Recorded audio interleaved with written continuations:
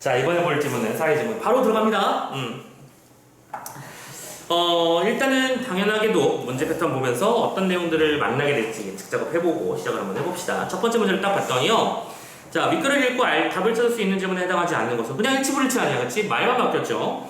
법으로 보장보호된 특허권과 영업비밀의 공통점, 영업비밀, ICT 다국적 기업의 수입에 과세하는 제도, 로열티, 지식재산보호. 자, 특허, 지식재산의 보호, 과세 이런 식의 내용들이 중심을 이루는 지문이겠구나라고 예측하셨죠? 이거 예측도 되게 중요한 일이라고 말씀드렸습니다. 두 번째, 디지털세에 대해서 이해해봅시다라고 되어 있습니다. 지문에 이게 어디 나와 있는지 봤더니 두 번째 문단의 첫 번째 부분에 나와 있죠? 그리고 당연하게도 그러면 이 문제의 근거에 해당하는 부분은 대부분 이 문단 안에서 해결이 될 가능성이 높구나 라고 예상을 하시고, 문제 난이도가 얘들아 이런 것도 센스가 있어야 돼. 여기에는 해당이 없지만 만약 이 30번 문제에 괄호 열고 3점이 쓰여 있었다면 지문의 답의 근거가 좀 멀리 있을 수 있겠구나 라고 하는 것까지 예상하셔야 돼. 아무튼 이 문단 좀 집중해서 보면 되겠고, 세 번째 31번 보기는 윗글을 읽은 학생이 수행할 학습지의 일부야. 가에 들어갈 말 찾아봅시다 라고 되어 있고요.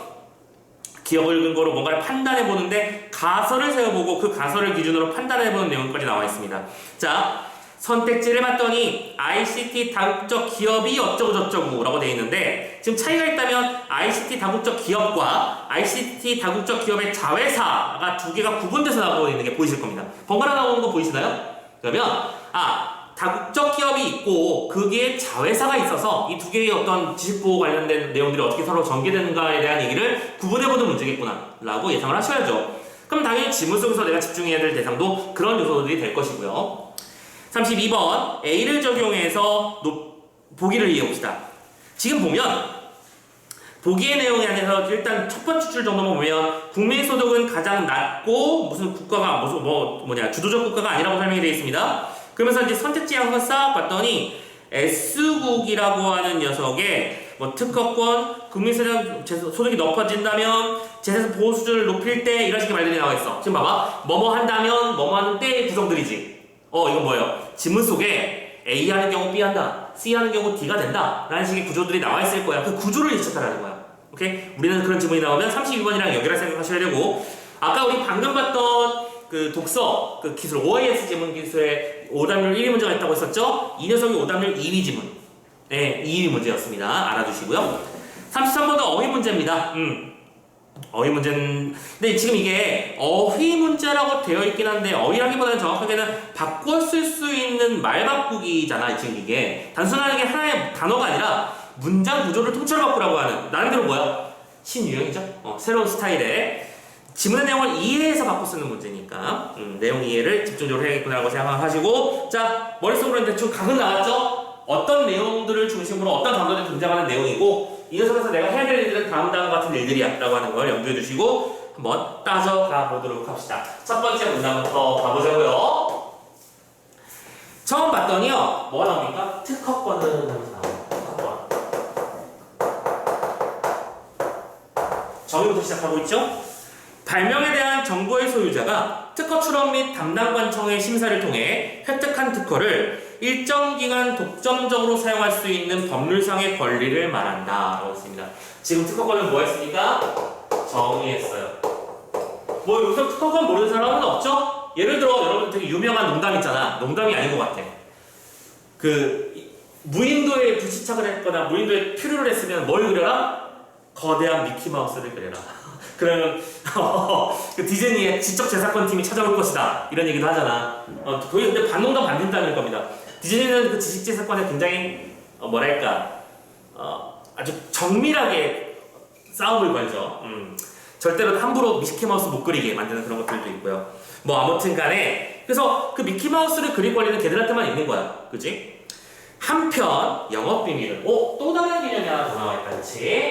영업 비밀이라는 것도 설명을 하고 싶대. 영업비밀은 뭐냐면 생산 방법, 판매 방법, 그 밖에 영업활동에 유효한 기술상, 경영상의 정보 등으로 일정한 조건을 갖추면 법으로 보호받을 수 있어. 잠깐만. 이것도 똑같이 정의를 했는데, 일단 이 녀석의 정의는 뭐냐면 뭔가를 만드는 방법이나 판매 방법을 영업상의 비밀이라고 정의할 수 있다고 했지. 뭐 이것도 한번 예를 들어보자면 코카콜라 같은 거 아닐까? 그쵸? 코카콜라는 우리가 다 아는 맛이지만 그 녀석의 제조법은 참고로 선생님이 알기로는 이것도 카더라라서 맞는 말인지 모르겠지만 지구상에 3명밖에 없다며. 그래서 그 코카콜라의 정확한 원재료와 함량 비율 이런 것들은 3명이 나눠서 보관을 하고 있대요. 그래서 한 명이 뭐 그걸 분실하면 안 되겠지만 예를 들어 잃어버리거나 어떤 사고를 당해서 없어지게 되면 나머지 것 쪽에서 그걸 활용하는 식으로 아무튼 되게 철저하게 보호하고 있는 영업비밀이라고 하더라고요. 그러니까 여러분들 펩시콜라를 마시든 아니면 이상한 무슨 누카콜라를 마시든 간에 맛이 똑같지 않잖아, 그지? 그런 비밀 때문일 거야. 자, 근데 이 두 녀석의 차이가 보이는지 모르겠어. 이 녀석은 당연히 법률에 의한 보호를 받는 녀석이야. 근데 이 녀석은 특정한 조건을 지켰을 시에 법률의 보호를 받는데요. 무슨 말인지 알겠나? 그러면 이 두 개의 차이가 왜 나오는지를 설명해놨겠지. 봐봐. 그건 설명 안 해도 뭐 조금 상관없고. 법으로 보호되는 특허권과 영업비밀은 모두. 자, 지금 이 녀석은 뭐예요? 모두 공통점이네요, 그렇죠? 이 녀석은 일단은 법률의 보호를 둘 다 받을 수 있는 상황이 있어. 그래서 모두 지식재산인데요. 이거를 뭐라고 부르냐? 지식재산이라고 부른다. 그래서 우리가 흔히 말하는 지식재산권이라고 하는 것도 여기서 나오는 거겠지. 한 번에 묶어서 이렇게 부르는데 이 정보통신 기술, ICT 우리 많이 뒤에서 봤던 단어야, 그쵸? 이 정보통신 기술 산업 같은 경우에는 이 같은 지식재산을 기본으로 창출이 되는 거죠. 실제적으로 어떤 물건이 있는 게 아니라 홈페이지 상에 이런 디자인을 만들고 이러한 어떤 시스템을 만들어내는 것 자체는 구체적인 유형물이 아니잖아, 그죠? 어떻게 그 구성을 어떻게 만드는가 이런 것들이 관련된 부분이니까. 그래서 이 ICT 같은 경우에는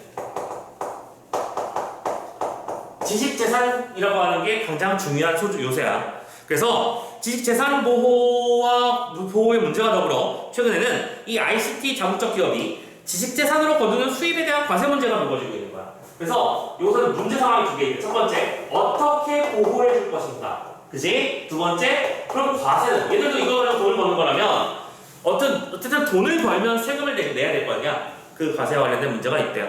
자, 전형적인 누가 사회지원을 아니라 할까봐 문제 상황을 먼저 언급해주고 그 문제 상황에 대한 해법과 관련된 정보들을 뒤쪽에서 풀어주겠지. 예상이 딱 나오죠. 전형적인 사회지원입니다. 자, 아무튼 여기까지 상황 판단 됐고요. 자, 두 번째 문단부터 가봅시다. 이어서 가자. 먼저 일부 국가에서는 이라고 말했어. 자, 모든 국가에서는 아니야. 조건은 있어. 일부 국가에서 벌어지는 일입니다. 일부 국가에서는 어떤 일이 벌어지느냐. ICT 다국적 기업에 대해 디지털세 도입을 진행 중입니다. ICT 기업에 대해서 디지털세 도입을 추진 중이야. 그리고 이 디지털세에 네모쳐져 있었고 이해해보라는 문제 있었지? 그럼 이 문단부터는 집중해서 읽어봐야 되는 거 아니겠어? 당연히. 하자. 디지털세는 이를 도입한 국가에서 ICT 다국적 기업이 거둔 수입에 대해서 부과되는 세금이야. 자, 이건 정의가 중요한 거니까 한번 써볼게. 그 국가에서 거둔 수입에 대한 세금이야. 저것도 밑줄 한번 쳐놓자. 이게 정의래요. 디지털세의 배경에는 법인세 감소에 대한 각국의 우려가 있다. 자, 그러면서 디지털세를 도입을 왜 해야 되냐? 이유, why? 바로 법인세가 감소했기 때문이랍니다. 자, 무슨 얘기 좀 한번 더 읽어보자. 법인세라고 하는 건 국가와 기업에서 얻는 가장 중요한 걷는 세금 중에 가장 중요한 것으로 재화와 서비스의 판매 등을 통해 거둔 수입에서 지금 법인세도 계산하는 방식을 알려주고 있지. 먼저 수입에서 뭐를 재반 비용을 제외하고 남은 이윤에 대해서 부과하는 겁니다. 빼기 재반 비용을 빼면 그게 이윤이고 그 이윤에 대해서 세금을 매기는 거야. 이게 느껴져? 차이점? 원래 대부분의 국가에서 법인세로 국가에 세금을 충당하는 경우가 많아. 우리나라 같은 경우에도 생각해봐. 삼성, 현대 뭐 이런 데서 내는 세금이 어마무시할 거 아니야. 그치? 워낙 큰 기업이니까. 근데 그때 세금을 내는 방법이 뭐냐면 전체 수입에서 재반 비용, 그러니까 뭐 공장 운영비, 그치? 학 직원들 월급, 각종 뭐 각종 어떤 설비 투자비 이런 것들을 제외하고 수익에 대해서만 세금을 매겨. 그런데 스트세는 달라. 수입을 그냥 통째로 세금 내는 걸 만들어야 되는 거야. 오케이? 그래서 차이가 나타났구나라고 하는 얘기를 빨리 이해를 해보고 접근을 해주시는 거 중요하다.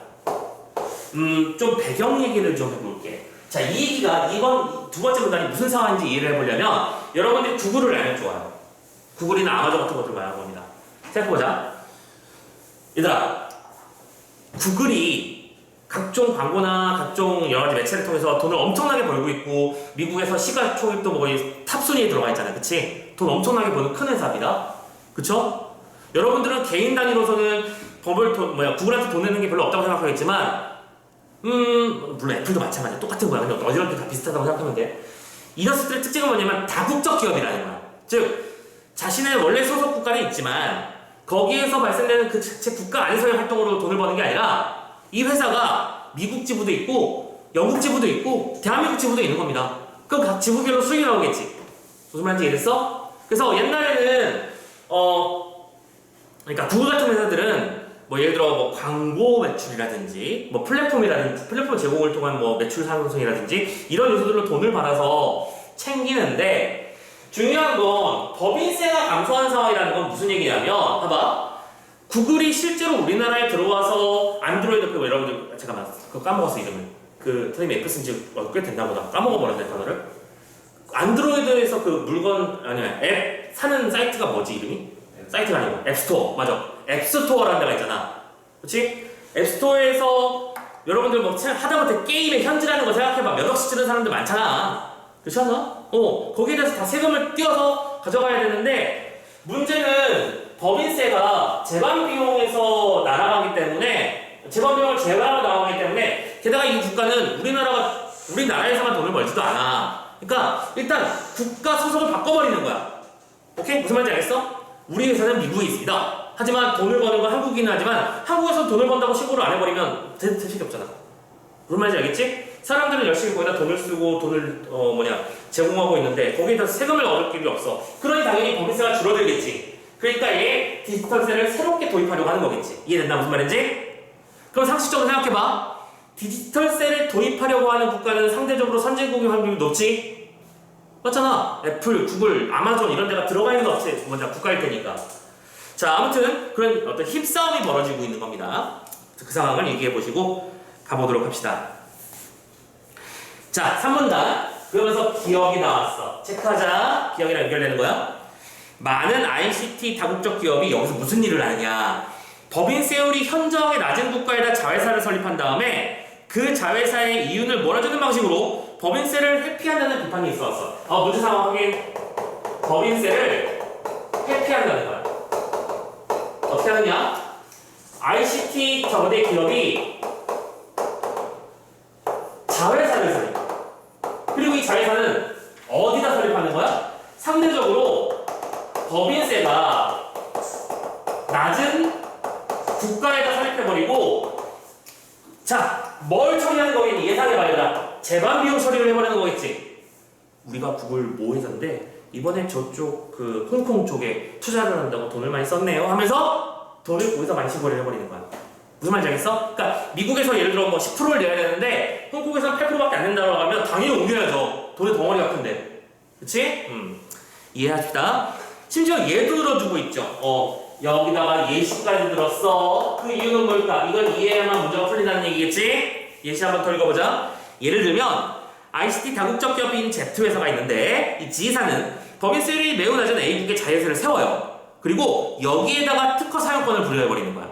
특허 사용권은 자기 마음이잖아. 그치? 그런 다음 법인세율이 A국보다 높은 B국에 설립된 G사의 자회사에서 특허 사용을 해서 수입이 발생하면 오케이? 그 수입에 대해서 Z사는 B국의 자회사로 하여금 A국의 자회사의 특허 사용에 대한 수수료인 로열티를 지불하도록 하는 거야. 오케이?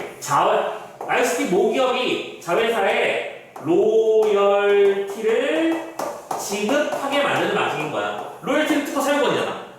그쵸? 그럼 이 로열티가 곧 뭐가 되는 거야? 바로 재반 비용이 되는 거, 키워스가 되는 거잖아. 그럼 비용이 줄어드는 거니까, 아니, 늘어나는 거니까 수입 전체에서 재반 비용이 늘어나 버리면 이윤은 줄어들 거고, 이윤이 줄어든 거에서 대한 세금을 맞으니까 당연히 낼 돈이 줄어들겠지. 다국적 기업들은 이런 식으로 조세 회피를 시행한다는 겁니다. 그래서 그 결과 A, B국의 자회사에 법인세가 부과될 이윤을 최소화합니다. 그래서 그 결과 A 자회사에 법인세가 부과될 이윤을 최소화시키는 거예요. 왜 자회사를 세우며 왜 거기다가 사용권을 부여하는지 감이 잡히시죠? 비용 처리를 할 수 있으니까. ICT 자국적 기업의 본사를 많이 보유한 국가에서도 해당 기업에 대한 법인세 징수는 문제가 됩니다. 오케이? 그래서 현재 문제는 그 다국적 기업을 많이 보유하고 있다면 당연히 문제가 될 수밖에요. 왜냐면 뭐가 줄어들 테니까 법인세가 점차 감소하겠지. 그치? 국가의 세금이 줄어든다고. 그러나 그중 어떤 국가가 있어. 그 국가들은 ICT 다국적 기업의 활동이 해당 산업에서 자국의 주도권을 유지하는 데 중요하기 때문이라도 디지털세 도입에는 방어적이야.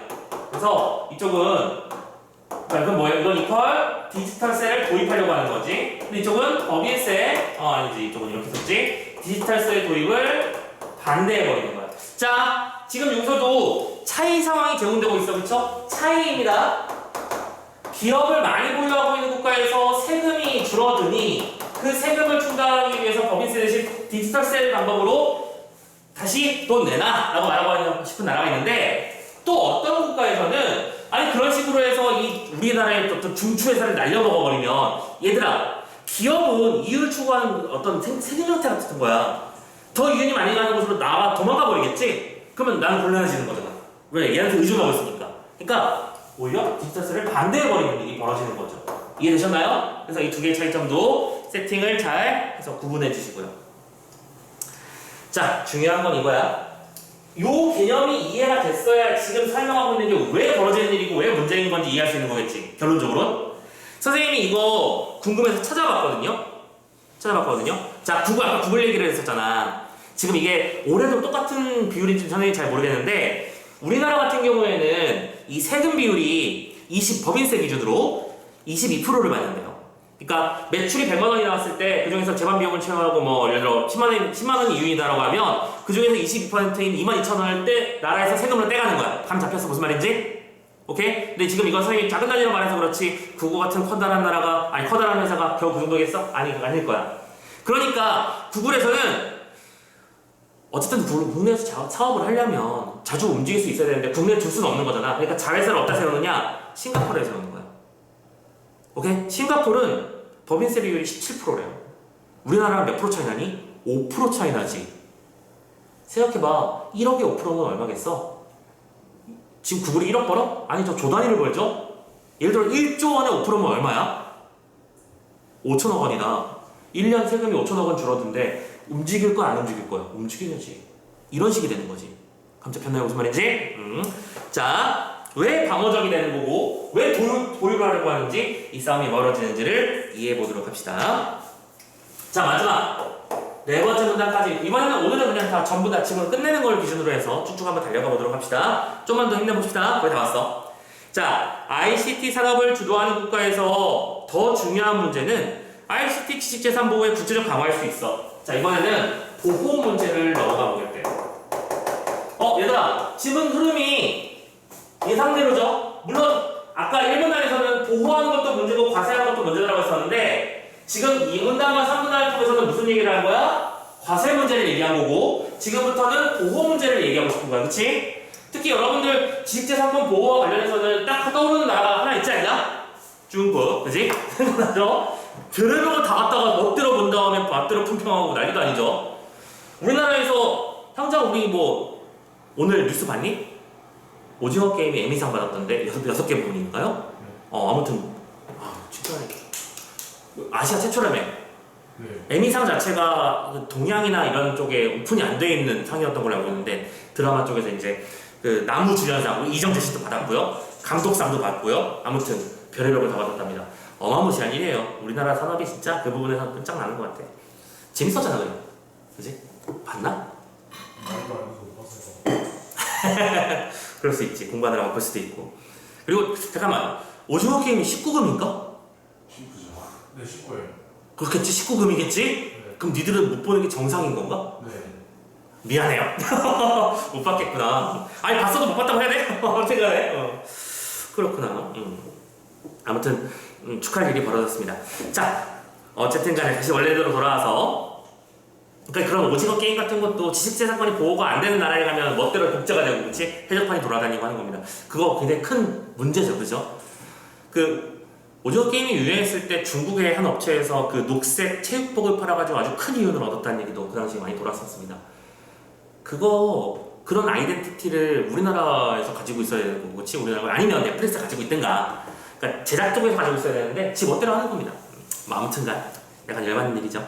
자, 다시 돌아가자. 이론적으로 봤을 때 지식재산의 보호가 약할수록, 오케이, 좋아. 자, 이론으로 봤을 때는 그렇습니다. 그러면 이런 얘기를 보통 왜 할까? 하지만 실제는 그렇지 않다는 얘기를 먼저 하고 싶을 것 같은 느낌이 들죠. 아무튼 일단 라인을 만들어보자. 지식재산에 대한 보호가 약할수록 이퀄이지, 이게 연결고리 시작입니다. 그러면 유용한 지식 창출의 유인이 저해되고요.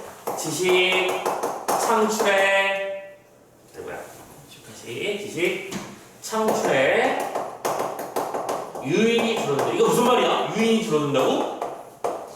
유인은 유인책이라는 걸 말하는 거겠지? 유입되는 원인이라는 거야. 사람들이 내가 예를 들어 리모컨 하나로 집안에 있는 모든 기계를 작동하는 어떤 기계를 만들었다 쳐. 이미 있어, 참고로. 있는데 내가 그걸 새롭게 만들었어. 그러면 이거를 나의 특허 권리를 보호해주면 더 다른 것도 만들고 싶겠지만, 아니 만들었더니 막 복제해서 막 쓰네? 안 만들고 싶잖아. 그치? 자, 그래가지고 자연스럽게 지식의 진보가 정체되고요. 지식 진보는 정체된다고 말했겠지만 이렇게 화살표를 좀 이해하기 쉽게 아래쪽으로 그려보도록 하겠습니다. 반대로 지식재산의 보호가 강할수록, 반대로 지식재산을 더 세게 보호할수록, 그럼 어떤 일이 벌어질까요? 해당 지식에 대한 접근을 막아. 그치? 지식에 대한 접근이 어려워져. 그래가지고 결국 소수의 사람만이 혜택을 보게 되지. 소수가 혜택을 더 많이 보는 거니까 이렇게 되려보자. 됐나요? 이렇게 두 개를 구분했어. 그러니까 무조건 보호만 하는 것도 안 좋은 거고, 무조건 신경 쓰지 않는 것도 문제가 되는 거야. 이때 전자는 뭐죠? 보호가 약할 때 벌어진 일이야, 그치? 발생한 손해를 유인 비용이라고 해. 이때는 손해가 발생하는 건데 이거는 유인 비용이라고 불러. 오케이. 반대로 후자로 발생한 손해는 접근 비용이라고 불러. 이쪽에서 또 손해를 벌어지면 접근 비용이라고 불러. 지금 이런 단어가 왜 나왔는지도 감이 잡히시나요? 오케이?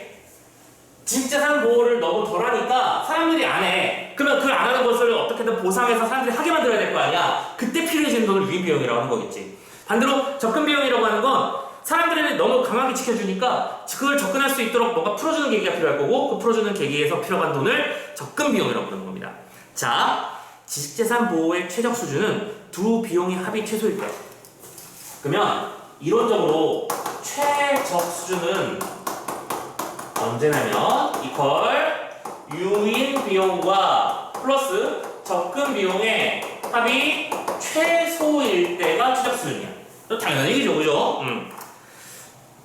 각국은 그 수준에서 자국의 지식보호 재산 보호 수준을 설정하게 되는 것이지. 특허의 보호 정도와 국민소득의 상관계를 보여주는 한 연구에서는 국민소득이 일정 수준 이상인 상태에서, 자, 근데 이건 뭐예요? 연구라고 되어 있는데 이건 실제 상황을 말하는 거겠지, 그치? 오케이? 근데 실제로 연구를 해봤더니 어떤 일이 벌어지냐면, 다시 조건이 있어. 국민소득이 일정 수준 이상일 때는 어떤 일이 벌어지는가? 국민소득이 증가할수록 특허보호 정도가 강해진답니다. 이퀄 국민의 소득이 증가하는 것에 비례하여 이퀄 여기다 쓸게 보호할 정도도 강해지는 거야. 우리 이 정도는 예측할 수 있지? 그러니까 어느 정도 선진국이 되면 될수록 이 지식재산의 어떤 가치를 더 높게 인정해주고 더 많이 지키려고 해준다는 얘기겠죠. 오케이? 그런데 가장 낮은 소득 수준을 벗어난 국가들은 그들보다 소득 수준이 낮은 국가들보다 오히려 특허보호가 약한 것으로 나타났다. 이거 뭔 소리야? 잘 봐봐. 지금 이건 케이스 1번이라고 쳐보자. 네, 케이스 2번이 있고 케이스 3번이 있는 겁니다. 지금 문자 구조를 이해하는 중이야. 케이스 2번을 낮음에서, 그러니까 이거는 이거 이렇게 바꿀까? 아주 단순화 시켜보자. 단순화 시키는 겁니다. 높음.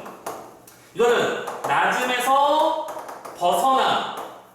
중간이라는 얘기겠지? 이건 국민소득이 낮음을 말하는 건데, 그쵸? 이때 이 두 개를 비교하고 나서 보면 어느 쪽이 상대적으로 더 보호를 잘해줄 것 같아? 2번 쪽에서 더 잘할 것 같잖아? 아니라고. 1번 쪽에서 더 보호를 세게 한다고. 오케이? 보호의 정도는 이쪽이 더 강하고 이쪽이 더 약하더라 이거죠. 되게 이상한 일이 벌어지는 거지, 중간 단계에서. 무슨 말인지 이해됐나? 아예 저소득 국가에서는 모든 것들이 다 그냥 인정되니까, 그치? 보호를 해주는데, 이제 막 개도국으로 올라가고 국가의 상황이 좋아지기 시작하면 오히려 보호의 정도가 약해졌다가 어느 정도 소득을 딱 뚫고 올라가면 그때부터 높아지기 시작한다는 얘기야. 우리 상식이랑 좀 다르죠? 이게 실제 상황인 겁니다. 그러면 이 두 개의 차이에 대한 이해를 묻는 문제가 나오지 않을까? 당연히 예상되지 않니? 됐죠? 그래서 이는 지식재산 보호의 추적 수준에 대해서도 국가별 입장이 다름을 시사한다. 이거는 뭐죠? 의의하고서 마무리할게요.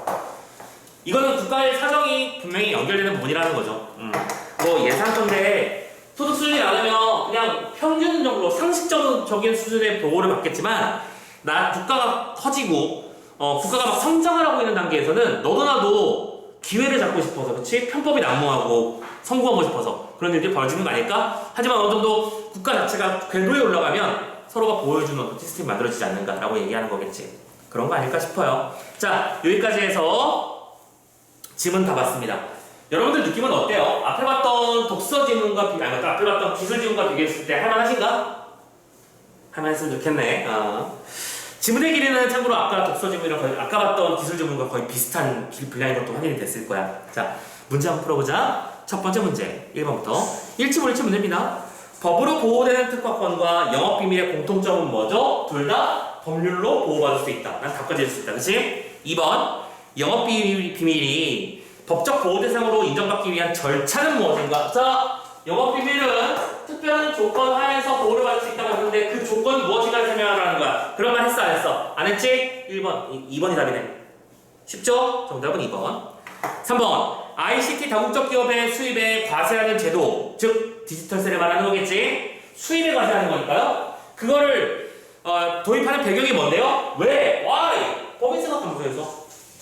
오케이? 4번, 로열티는 ICT 다국적 기업의 법인세를 줄이는데 어떻게 이용되는가요? 오케이, 로열티를 자회사에 부담시킴으로써, 그러니까 로열티를 자회사가 갖게 만드는 거야. 그리고 본 회사에서 그 로열티를 쓴 비용으로 처리해버리는 거지. 머리 잘 돌죠? 이렇게 해가지고 비용을 낮추는 거야. 5번, 이론적으로 재산 보호의 취득 수준은 어떻게 설정하는가? 아까 어떻게 한다고? 유인 비용과 접근 비용을 취소할 때 소득 수준이 된다. 그대로지? 첫 번째 문제 날로 먹으세요. 두 번째 문제 30번 문제 가보도록 합시다.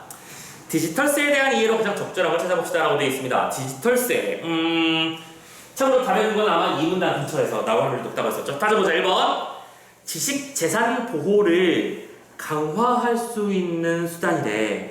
자, 잘 생각해봐. 디지털세를 내게 되면 재산이 보호가 강화돼? 얘들아, 지금 디지털세 도입 배경은 과세의 문제인 거고 국가적 수입의 문제야. 맞지? 재산 보호를 강화할 수 있는 수단의 배경 말고는 우리는 사문단에서 얘기했단 말이지. 전혀 엉뚱한 얘기를 연결시켜놨잖아. 땡이지? 2번 가자. 이윤에서 재반 비용을 제외한 금액에 부과되는 건 이건 뭐였더라? 법인세였잖아요. 딴 얘기하는 거죠. 역시 2번도 땡. 아니 도대체 왜 2번이 13%인 거야? 난 이게 이해가 안 돼. 그냥 써져 있는데 비용에서 이윤을 뺀 거는 법인세를 말한다고 했었잖아. 3번. ICT 산업에서 주도적인 국가는 도입에 적극적일까요? 아니죠. 이거 정확하게 이렇게 말해야 되겠지? ICT 산업을 주도하는 국가 중에서 다국적 기업을 많이 보유하는 국가는 이러는데 어떤 국가는 적극적이지 않다고 했었어. 그치? 왜? 보호하려고. 그래서 어떤 국가는 방어적이라고 했었으니까 3번 때. 4번. 여러 국가의 자회사를 설립하는 방식으로 줄일 수 있어. 에이. 자회사를 여러 개 설립하는 방법으로 줄일 수 있는 건 뭐지? 디지털세겠지. 그지? 이제 잘못 말해서 법인세겠지? 그 법인세를 회피하기 위해서 자회사에 로열티를 매기는 거니까. 마지막 5번. 도입된 국가에서 ICT 다국적 기업이 거대한 수입에 부과된다. 야, 이거 너무 쉬운 거 아니야? 수입에 부과되는 것이다. 그리고 우리는 예상했지. 이 두 개의 차이점은 너무나 뚜렷하게 차이가 나는 부분이었기 때문에 어딘가에 어떤 답의 근거로 쓰일 것이라고 예상했던 거 그대로잖아. 됐어? 정답 5번입니다. 자, 다음 31번 문제 가봅시다. 3점짜리라고 되어 있어. 쫄지마. 괜찮아. 학습지를 봤습니다. 자, 기업을 근거로. 기업이 뭐야? 법인세를 회피할 때 이런 일이 벌어진다는 걸 알고 있어. 자, ICT 다국적 기업에 디지털세가 부과되는 것은 과연 타당한가?를 검증할 가설에 대해서 판단해 보려고 한대. 그러니까 이거 굉장히 창조적인 공부하고 있는 거죠. 자기 스스로 이렇게 A 하는 경우를 상정해서 그 결과를 상정하고 시뮬레이션 해보고 그 타당성을 검증해 보겠다는 거야. 자, 가설의 내용은 뭐냐면 ICT 다국적 기업 자회사들의 수입 대비 이윤의 비율은 법인세율이 높은 국가일수록 낮다. 라고 일단 가설을 세워보자 이거야. 자, 이 말이 무슨 말인지 다시 한번 정리를 해봐. 얘들아, 이윤이 낮다라고 하는 것은, 오케이? 뭐가 많이 든다는 얘기야? 재반 비용이 크다라는 말로 치환해도 되니, 얘들아? 맞지? 재반 비용이 크게 들어가는 거야. 그러면 지금 이 가설의 이야기는 뭐냐면 디지털세를 도입하려는 어떤 상황에서 국가들은 이 다국적 기업들이 디지털세를 회피하기 위해서 혹은 자신들의 세금을 줄이기 위해서 디지털세를 내지 않는, 즉 법인세율이 낮은 국가를 찾아간다는 정보를 이렇게 말로 바꾸는 것뿐입니다. 이해되셨나요? 오케이? 다시 이윤이 낮다라는 거는 봐봐, 지금 문장이 좀 긴데 이윤이 낮다라고 하는 걸 판단하자는 거잖아. 결론적으로 핵심만 뽑아보자면 이윤이 낮은 건 비용이 크기 때문일 거야. 그리고 비용이 크다는 거는 로열티를 지불을 많이 한다는 뜻이겠지. 로열티를 지불 많이 한다는 뜻은 자회사를 세우고 법인세를 회피하려는 목적의 어떤 것들이 있을 거야. 됐나? 이때 그건 어떻게 그럴 거야? 법인세율이 높은 국가일수록 낮다. 왜? 법인세율이 높은 국가일수록 당연하게도 이윤은 떨어질 테니까요. 맞죠? 자, 그래서 판단 들어가는 건가요? 가설이 참이라면, 이게 맞다면 뭐뭐라고 할 수 있으니까 기업을 근거로 디지털세를 부과해야 된다고 지지할 수 있겠구나 라고 말한대요. 자, 말이 좀 꼬여있는 건 선생님도 인정합니다. 그 상하관계 선후관계만 잘 따져보면 돼. 1번부터 따져보자. ICT 기업, 다국적 기업의 자회사의 수입이 법인세율이 높은 국가일수록 많을 거래. 자, 잘 따져봐. 자회사의 수입이야? 자회사의 수입의 경우에는 법인세율이 높으면 수입도 늘어나는 거겠니? 아니지. 법인세율이 낮을수록 수입이 늘어나는 거겠지. 그렇잖아. 세금을 떼가는 게 맞아. 적어지는 거니까. 야, 1번은 그냥 상식 아니야. 맞죠? 근데 네. 수입은 상관이 없잖아요. 수입은 상관없지. 그러니까 잠깐만. 선생님 말이 이상하게 돼. 미안해. 잘못 말했어. 높을수록 아니라 법인세율이 낮은 국가일수록 많은 거지. 거꾸로 말했습니다. 미안해요. 다시. 수입이 법인세율 상관없이 그냥 사정에 따라서 다른 거 아니에요? 사정에 따라 다를 수도 있어. 그것도 맞아. 그렇게 설명해도 괜찮아. 그런데 이거를 높은 국가일수록 낮은 국가일수록이라고 하는 두 개의 기준으로 설명하고 있는 거니까 그렇게 볼 것이 아니라 그렇게 봐도 되고 자회사의 수입이 법인세율이 낮은 국가일수록 많다라고 말하는 게 지금 이 1번을 가장 아름답게 고치는 방법이라서 그렇게 설명한 거야. 오케이? 그러니까 제가 말하는 거는 법인세율이라는 거나 네. 수입이라는 거나 네. 일관성이 높지 않나요? 저 맞아요. 그러니까 지금 선생님 설명도 그거야. 이 1번을 가장 쉽게 이해하는 방법은 수입과 법인세율의 관계를 굳이 따질 필요조차 없었다는 거지. 오케이? 그 말도 맞는데 선생님은 지금 1번을 다른 말로 고쳐보고 있는 중입니다. 오케이. 자, 이거 좋은 지적 좋아요. 맞아요. 잘했어요. 두 번째, 다국적 기업이 이건 자회사가 아니야. 다국적 기업 그 자체야. 다국적 기업이 법인 세율이 높은 국가의 자회사에 로열티를 지출할까, 낮은 국가의 자회사에 로열티를 지출하려고 할까? 당연히 이건 낮은 국가에다 지출하려고 노력하겠지. 그래야 더 떼먹는다 별로 안 돼, 그지? 지출을 아낄 수 있으니까. 3번, ICT 다국적 기업의 자회사의 수입 대비 재반 비용의 비율이, 자, 잘 따져. 수입에 대비해서 재반 비용의 비율이 법인세율이 낮은 국가일수록 높을까? 법인세율이 높은 국가일수록 높을까? 이거는 법인세율이 높은 국가일수록 높으지. 왜냐? 법인세율이 높으니까 그 비율을 늘려서 수입을 세금을 적게 내려고 하는 거겠지. 맞죠? 차분히 따라오세요. 쉬운 문제라고는 안 했습니다. 잘 따져야 돼. 4번입니다. ICT 다국적 기업이 법인세율이 높은 국가의 자회사에서 수입에 대해 이윤을 줄이는 방식으로 법인세를 줄이고 있다. 이게 답이구나. 맞지, 그죠? 다시. 법인세율이 높은 국가의 자회사에서 수입에 대해서 이윤을 줄이는 방식이야. 그러니까 얘들아, 어쨌든 돈을 벌었으면 세금은 내야 돼. 이 기업이 벌어들인 돈은 국가적으로 공시가 돼 있단 말이야. 더 벌었는데 안 벌었다고 뻥을 칠 수는 없는 거거든. 그러면 어딘가에는 세금을 내야 되는데 그 세금을 내는 곳을 일부러 어디로 가는 거야? 자기 자회사를 막 뿌리고 자회사에다 로열티를 뿌린 다음에 그 로열티의 사용 비용으로 처리를 하게 만들어버린다는 거지. 무슨 말인지 이해했어? 자, 그러므로 수입에 대해서 이윤을 줄이는 방식으로, 그러니까 이게 되게 쉬운 개념이었단 말이야. 그러니까 요거 가지고 그냥 답이 나와버린 거잖아. 오케이? 여기서 답의 근거를 찾을 수 있었다는 거지. 이윤을 줄이면 세금도 줄어들겠지. 재반 비용에서 빠지는 거니까. 4번 오케이. 5번입니다. 법인세율이 높은 국가의 본사가 있는 ICT 다국적 기업의 자회사의 수입 대비 이윤 비율은 법인세율이 낮은 국가일수록 낮다? 잠깐만. 이윤의 비율을 따지는 거야, 지금. 이윤의 비율은 법인세율이 높은 국가일수록 낮겠지? 왜 그렇겠니? 거기다가 자회사를 때려박아서 로열티를 제공하는 중이잖아. 그렇잖아? 잘못 말했죠? 5번도 답이 될 수 없습니다. 그래서 정답이 4번이었습니다. 이해되셨나요? 자, 논리적으로 차분히 따져보실 것. 32번 넘어갑시다. 이 문제는 5단계 2기 문제였어요. 따져보자고. A를 적용해서 보기를 이해해봅시다. 참고로 지금 이 부분은 이제 여기에 관련된 문제일 거라는 게 빤히 보이지 않니? 지금 이거 활용이 안 됐잖아, 그죠? 가자. S국은 현재 국민소득이 가장 낮은 수준의 국가야. 그래서 ICT 산업에 대해서는 주도적 국가가 아니야. 얘들아, 주도적 국가가 아니라는 거는 지식 보호에 대해서 적극적이라는 거야, 소극적이라는 거야? 소극적이겠지. S국의 특허 보호 정책은 지식재산 보호 정책을 대표한다. 이거는 뭐 조건 판단하는 거니까 넘어가고. 자, 그러면 지금 우리가 알고 있는 건 딱 하나야. S국이 현재 여기 1, 2, 3번 중에 뭐야? 3번인 상황이야. 오케이? 3번 상황에서 바뀌면 어떻게 될까를 따져보자는 얘기인 거야. 그치? 가자. 1번. ICT 산업의 주도적인 국가는 S국이 유인 비용을 현재보다 크게 인식해서 재산 보호 수준을 높이길 바라겠구나. 그치? 자, 이거는 딴 나라를 따져봐야 되는 거야.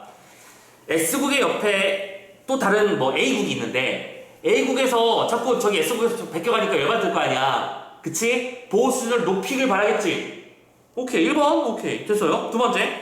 S국에서는 지식재산 보호 수준이 낮을 때가 높을 때보다 지식재산 창출의 유역조화로 인한 손해가 더 심각하거든. 야, 이거 유인비용 얘기하는 거잖아. 그치? 유인비용이 많이 든다는 얘기 아니겠어? 사람들이 국가에서 보호를 안 주니까 좋은 걸 안 만들어.